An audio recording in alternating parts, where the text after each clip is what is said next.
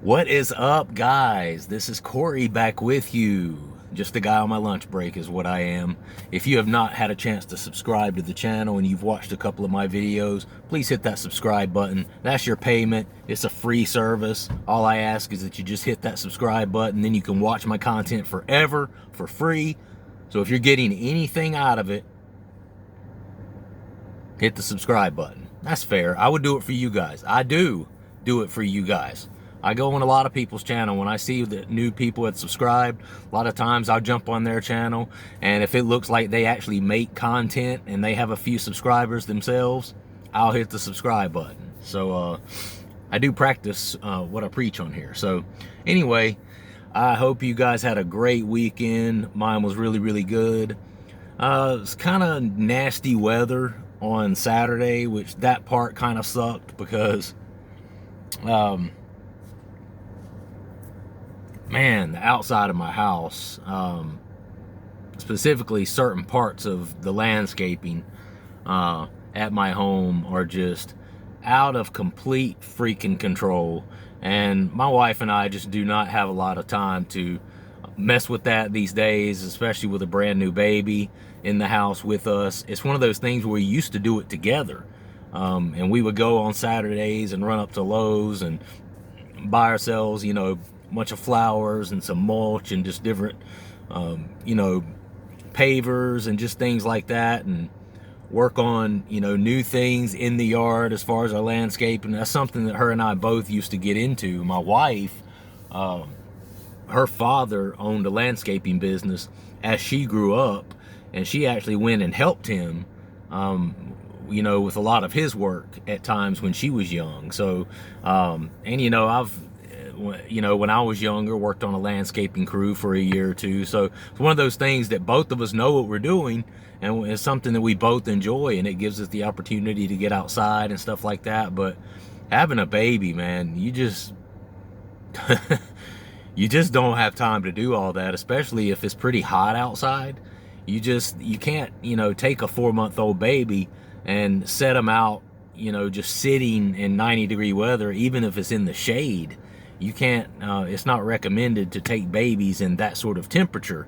So it's just something that we're able to keep the inside of the house pretty clean. And that's something I'm just way too anal about that. I'll never have a nasty, messy inside of my house. Just absolutely too anal about that sort of thing. But the outside of it, we've kind of had to let it go a little bit in certain areas and just kind of do the bare minimum, because we both can't get out there. And then on Saturdays we're trying to make up for lost time that we don't have during the week. So we got to do all our inside cleaning, we got to go out and do all of our grocery shopping, any other errands that we might have to run, getting the oil changed in one of the cars, just all these different things that pop up on the weekend. We just find ourselves not having time to do the rest of the stuff. And this week I didn't even have time to mow the lawn, and I couldn't do it on Saturday. And that is somewhat annoying, I gotta be honest. Like right now, by example, absolutely beautiful, absolutely gorgeous. Look at this.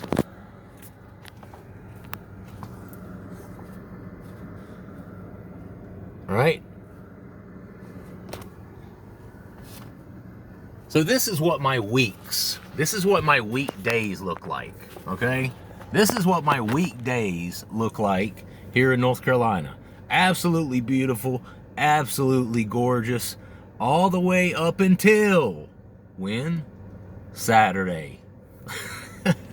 I'm telling you, like, it seems like the last 3 months in a row, at least half of the weekends, or half of the existing weeks within the last 3 months, have been really, really, really, really nice during the week, and then crappy, rainy, shitty weather on the weekend.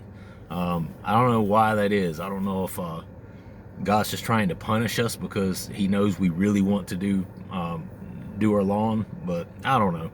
Anyway, so I didn't have a lot of time to get things done out in the yard this past weekend. So that part was a little bit disheartening. And then Sunday was pretty nice, but Sunday is soaking wet. It rained all day Saturday, literally almost the whole day. So you can't go out and, mow the lawn when there's, been a quarter inch of rain fall within the last 24 hours. It just doesn't work that way. So anyway, that's just me bitching and complaining a little bit. You're welcome. You're welcome, guys. Yeah, no problem. Anytime. Anytime you need me to get on here and just bitch and complain and, remind you of how seamless your life is because mine seems to have all these problems and you don't. Happy to do that. Happy to do that. I'm just kidding. I know everyone has problems. I know you guys have problems as well. So I have a couple of questions. When I say questions, I mean more comments. Because I do on here, a lot of times I'll label my videos subscriber Q&A. I do that just as a way to represent that I'm referring to people's comments, talking about their comments, giving a reaction to the comments, just things like that. A lot of times, there are times where I do have questions where people will specifically come in and ask me something. But then there are more times than not, it's just people telling me a little bit about their story. Telling me a little bit about what their past history is and what they've gone through. And so I do a lot of that on here as well. And I feel like that empowers people. It gives power back to the people. And it helps people to, have that sense of group and camaraderie and that feeling of, what, I'm not alone in this. This is a very large issue that extends way beyond just my own little social circle, right? This stuff extends all across our country and into other countries as well. So if you have a current or past issue with something like Kratom or some other sort of opiate, you're not alone. You're not alone in that. It's very common, and then when people come and they look at channels like my own and videos like this and videos of other people talking about their experiences with Kratom, I think that does something positive for people. And it's much like going to an AA or an NA group and sitting and, there's power in being able to sit in front of other people, not just other people, but people who have shared some of the similar struggles that you have, and be able to talk about those things, right? And be able to unload some of those things and clean out the basement, pull those things out, the things that you have suppressed and repressed, that may be concerns about how you're living your life regarding some sort of substance that you've been taking, right? And that's, Kratom use is one of those things. You don't just walk up to anybody and start talking about your Kratom use. It's just not something you do. I mean, I don't. Maybe you guys do. I don't know. But for me, that's something that it's kind of in my world, kind of a taboo sort of subject. Obviously my wife is my best friend. She knows, everything that I've gone through and that I'm currently experiencing regarding Kratom, and a couple of other people that are close to me know. But for the most part, it's not one of those things where you just walk in your job. I'm not gonna go back to my job, my professional place of employment after lunch and go around and just start talking to people about how I've struggled with Kratom use. It's, it's just not something you really do. It's not something that you share with people that you have kind of a surface acquaintance type relationship with. You know what I mean? And so it's one of those things where to have a channel or a group of people that are all watching these videos who are saying, hey bro, hey, I read that comment, same thing, I experienced the same thing but a little bit different. Here's how it was for me, and here's how it went for me. And then you can read that in response to what you might have said, and you're like, oh wow, it feels good to know that I'm not the only one that there's help out here. There's other people that have gone through similar sort of struggles, and they have certain ideas on how to get past this, and a lot of them have gotten past it and can, you know, really impart some important knowledge to those of you out there who are still struggling with it, or even somebody like me who's still taking it, you know, here and there from time to time, right? So anyway, the first comment I wanted to read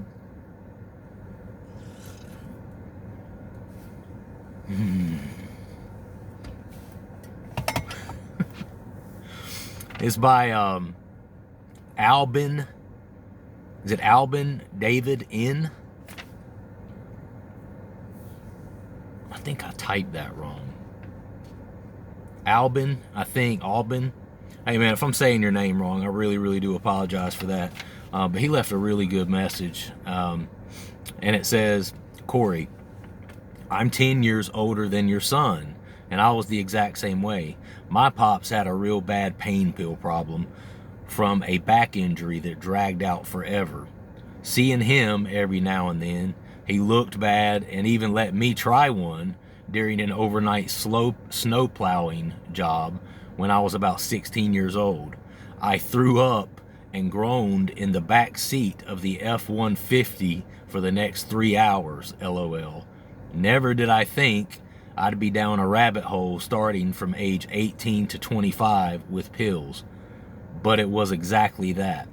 Like your son, I struggled to be vocal about my feelings, being a single parent home that was never home.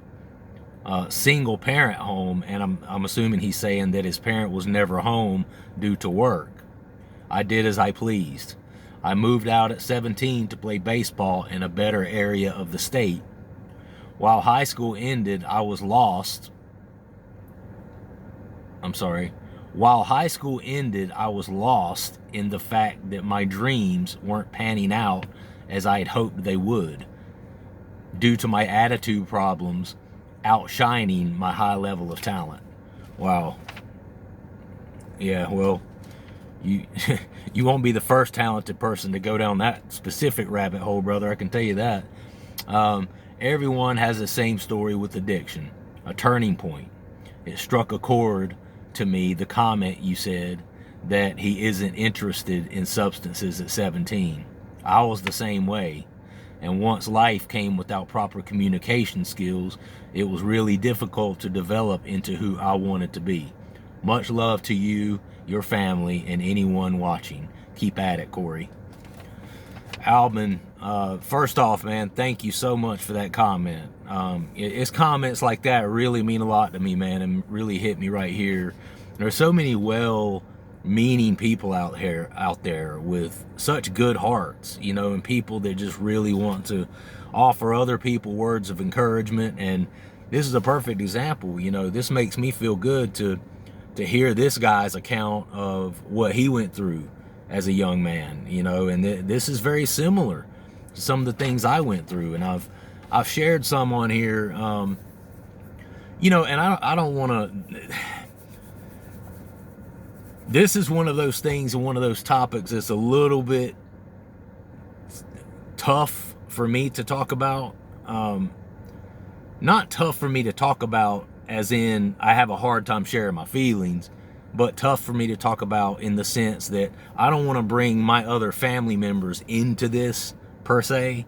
You know, it's one thing to make a comment kind of like Albin has done on, you know, some random person's video that you know no one's ever going to see. But I have a channel here where I've got well over 100 videos at this point talking about some of my history with substance abuse, and I've talked a little bit about my childhood, you know, some things involving my parents and this and that and the other, which I have great parents, very loving, supportive parents. And so I'm one of those people that I don't have a lot to speak of when it came to, I can't sit here and say, oh, well, I was, you know, physically abused and my dad beat the shit out of me and I was, you know, sexually abused when I was young. I never experienced anything like that. I'm very fortunate and very blessed in that way to have never experienced anything that traumatic. But, and I've talked a little bit about this, you know, I can't really say that my parents, my mom specifically, I don't want to talk too much about my mother and my father on this video, because I don't know how they would feel about me divulging some of this information. But I'll just put it this way. My exposure to a lot of the drugs or medications that I've turned out to have problems with in my life came as a result of my mother, especially, taking these medications. Now, let me preface this by saying that these were medications for diagnosed conditions that she had seen a physician for, and this regular physician that she saw on a regular basis would write her these prescriptions for these specific medications, right? And to my knowledge, my mother has never abused these medications. And I'm not saying when she had a day where she had more significant pain than others that she didn't take an extra Vicodin, or maybe even a couple of extra Vicodin, or whatever it is. I'm not saying she never did that. And in fact, I think she did at times. But she never went to, you know, she never has gone to any sort of, had to go to any sort of treatment facility. My parents always worked. They never lost a job because of it, you know. But again, we beat this dead horse on here all the time. You know, just because some people can control it better than others doesn't necessarily mean that person didn't have a problem with it. And so I can't get on here and say, well, hell, I never got arrested for drugs, or, you know, well, I mean, I never had a drug overdose, you know, so I must not have a problem with it. Not necessarily. Not necessarily. Just because you're better than the last person doesn't necessarily mean your situation is good, or your situation is without concern, you know, for you or for loved ones, right? And that's something that I talk about some on here, and I try to be careful about how I tiptoe around that subject, because while I understand that I may not be as bad as some people, I may be able to control my Kratom use better than some people, that doesn't necessarily mean that the Kratom use and or addiction of Kratom is not a problem for me, you know. And it may not be as big of a problem. It may not be a problem that takes up as much space in my life and in my psyche as it does for some people. But at the same time, my situation may be worse than the guy to my right. It might be better than the guy to my left, but then it may be worse than the lady to my right. You know, and I talk about that a lot on here, and we're all different in that way. So with that, I will say, you know, at least to my knowledge, my mother's is, you know, I would never sit here and call my mother a drug addict, you know. And again, my mother was a professional. She taught school for over 30 years. She retired from public education as a special education teacher for 30 years. She's a very educated person. Never lost a job due to drugs. Never laid out of work due to having a hangover for something. You know, my mom was one of those that I guess you could say she did it the right way, but my mom took things like Klonopin. My mom took narcotic pain pills. I think she did it responsibly, as far as I know, but nonetheless, she still took those things and has taken those things for as long as I can remember, right? So while I won't sit here and judge, you know, where my mother is in terms of whether she's an addict, whether she's not an addict, or maybe she was a functioning addict, or maybe she wasn't an addict at all and she just actually needed these medications for a legitimate diagnosable, if that's a word, I think it is, diagnosable condition, you know. But nonetheless, I still, through that aspect of my mom's life, that is how I was exposed to certain medications. And there were definitely times when I was a young kid, and I'm talking young, like 14, 15 years old, where I stole a few of my mom's Klonopin You know, and I've told a couple of these stories before, and I have some really interesting, very interesting experiences where I stole some Klonopin from my mother a few times. Just go back and watch it. I have a couple of examples of it in my some of my previous videos where I did some stupid, crazy shit under the influence of a high amount of Klonopin. And I also recall stealing a couple of their pain medications. But I will say this, there have been times, and it has not been much, but there have been times where my mother actually let my brother or myself have a Klonopin or have a pain pill, right?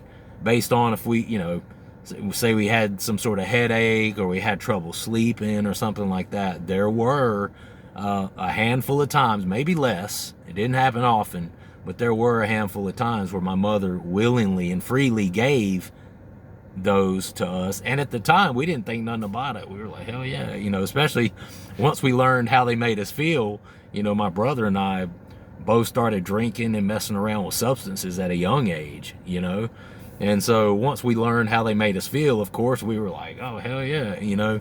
But looking back on it and, you know, being a parent now of a 17-year-old son who I've shared on here is not interested in trying drugs at this point.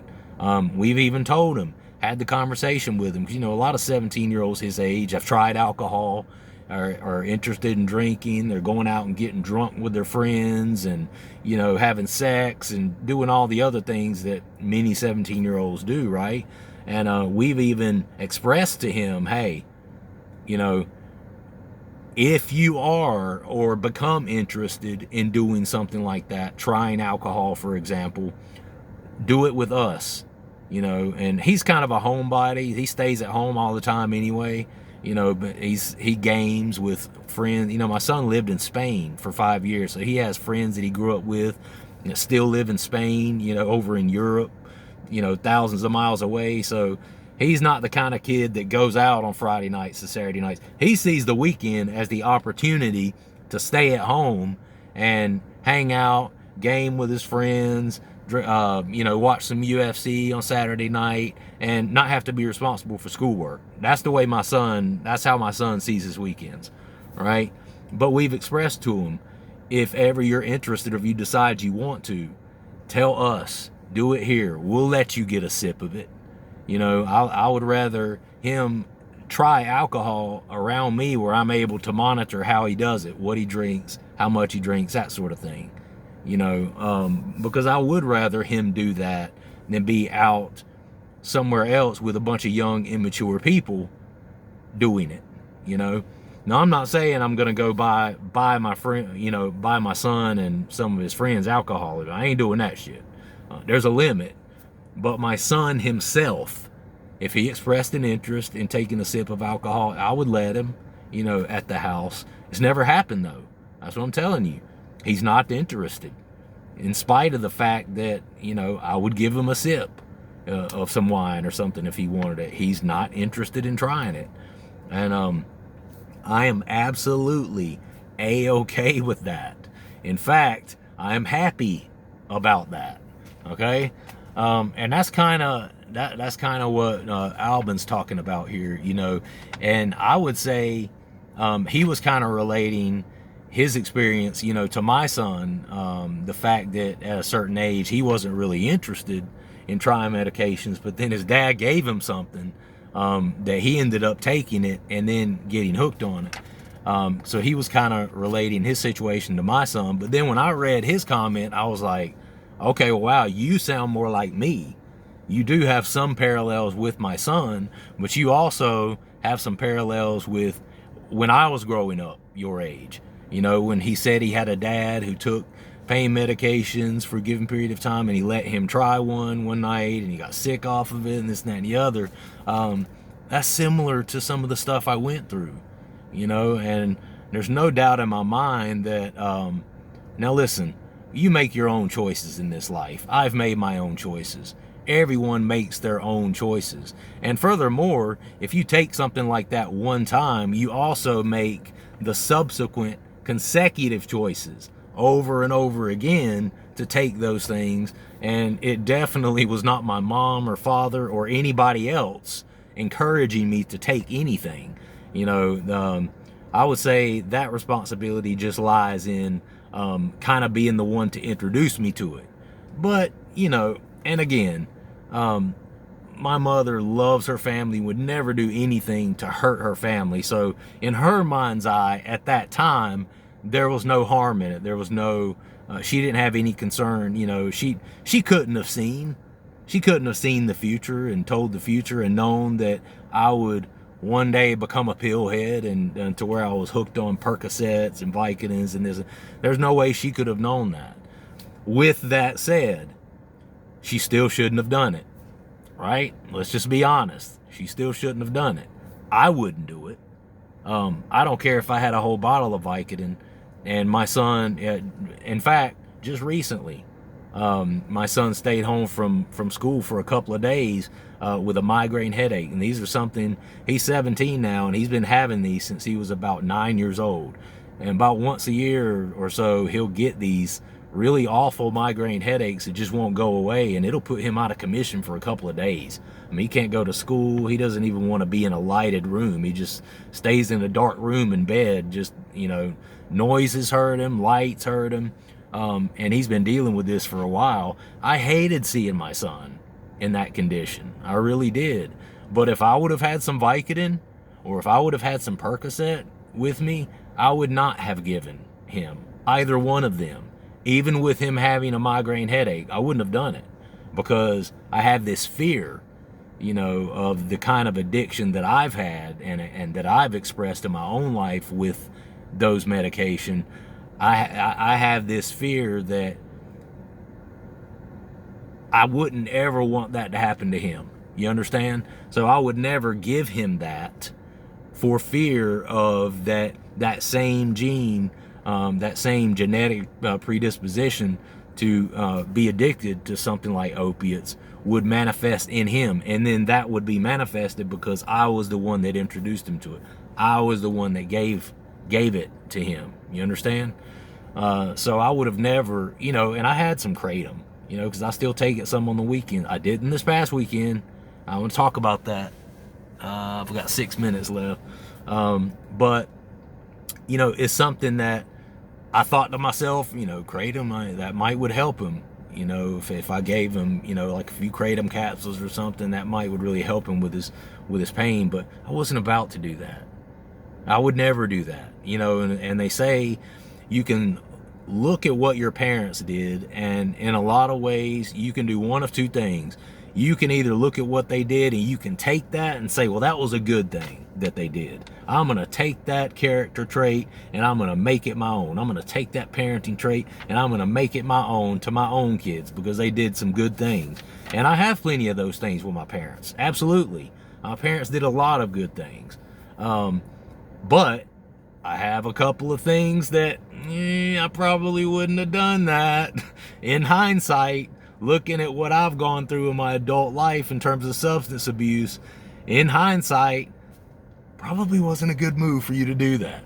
Let's just be real, But again, I'm the one that made the choices. I'm the one that continued to make the choice to use and abuse substances. So I can't sit here as a 47-year-old man and still point fingers at my mom for giving me a Klonopin when I was 14 years old. I can't do that. Because you know how many times I've used substances since then that had absolutely nothing to do with my mom giving them to me? I mean, it's, mostly me using them. It only happened probably less than a handful of times that my mom actually gave us something. But anyway, it's one of those things where that particular thing, I have taken it and made it something not to do. I will never do that.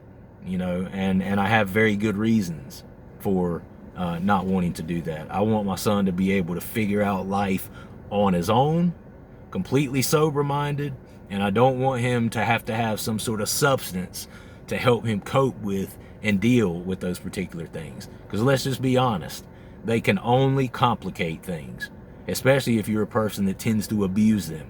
They only complicate things even further. They only put a Band-Aid over a broken leg.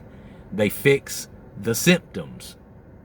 They cover the symptoms. They don't fix the root of the problem.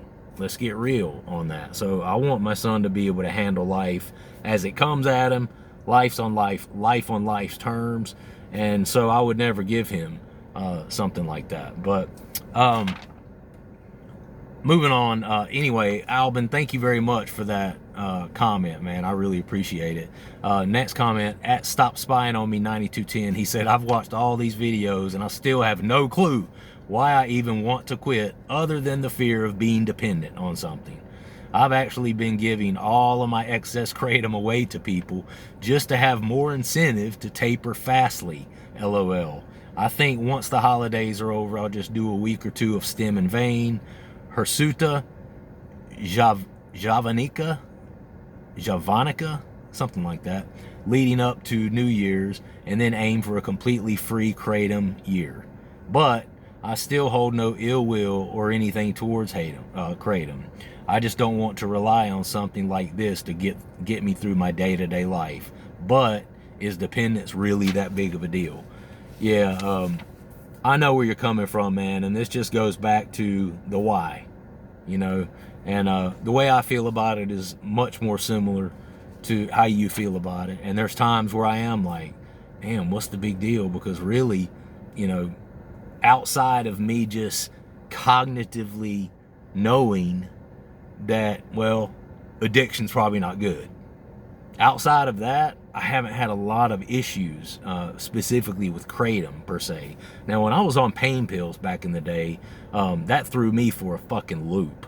And that was one of those that you could have looked at every part of my life during that period of my life. Well, you know, I hid it very well. Don't get me wrong. I hid it really well, probably better than others. But I could look at every aspect of my life and be like, it is fucking obvious that this is taking me down, and it's taking me down quickly, and I need to quit this shit. It just was obvious in every facet of my life, right? Kratom has not really been that for me. And I don't know if it's just maturity, just, you know, I've got a family now, so I think of things in a much more responsible fashion. And I think I always kind of approached Kratom with I know this sounds like an oxymoron, to approach a drug with a more responsible mindset, but I did. I'm just being completely honest. You can laugh at it and say, oh, that's bullshit, ain't nothing responsible about abusing drugs. I don't agree. You know, there are levels to everything, and I definitely have approached Kratom use in a much more responsible, adult-like mindset and I've always kind of had this thing, if I'm gonna use it, I can't go way overboard with it because I know what kind of substance it is. That's not saying it's okay. And again, that brings me to my last. I didn't use Kratom this past weekend. I told you guys last week that I may not use it, so I hadn't used it this past weekend, all last week. So I haven't used it since last weekend. So it's been, what, 10 days, somewhere around in there since I've used it last. So I may just continue with that trend. You know, I may just continue with that. We'll see.